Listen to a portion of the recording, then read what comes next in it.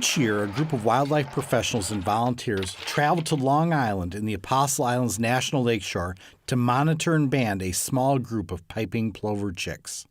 An endangered species, each chick weighs less than a half an ounce. And this habitat here, this roughly 5 to 6 miles of beach and dune, is the best area for piping plovers in all of Wisconsin. So for banding the birds, we get a group of people out here and we line up behind the dunes, and we have our monitor go out and find the birds in advance. So the monitor finds the birds, and then she'll call me on my cell phone, and I'll line up everybody in a straight line behind the sand dunes where the birds can't see us. And once we get lined up, we'll move our way towards the shoreline with the people on the outside kind of horseshoeing in, and we're going to corral the birds. The object is to corral the chicks close to the shoreline by the water's edge, because they're not going to go in the water and it's easier to catch them. So we just move in and slowly close in the horseshoe, and then we gently scoop them up, and that's when we start processing them.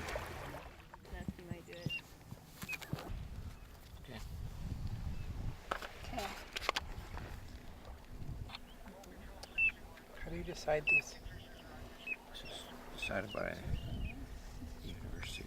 They are an endangered species. They have really specific nesting requirements. They need a really wide beach. They need a little bit of pebbles going off to the side. They need, some of the beach grass vegetation. This type of habitat people love too, and so it's becoming, the habitat itself is becoming more and more scarce. And so as that happens, the available nesting habitat has been really reduced. So we're trying everything we can to bring them back and provide that habitat for them. But this is one of these great examples of interagency cooperation. So it's the Park Service, it's part of the Park Service, but it's also a cooperation with the Bad River Reservation and the DNR and Fish and Wildlife Service, the Nature Conservancy, and also University of Minnesota, who's done a lot of research in the park. Mark, it's set, go.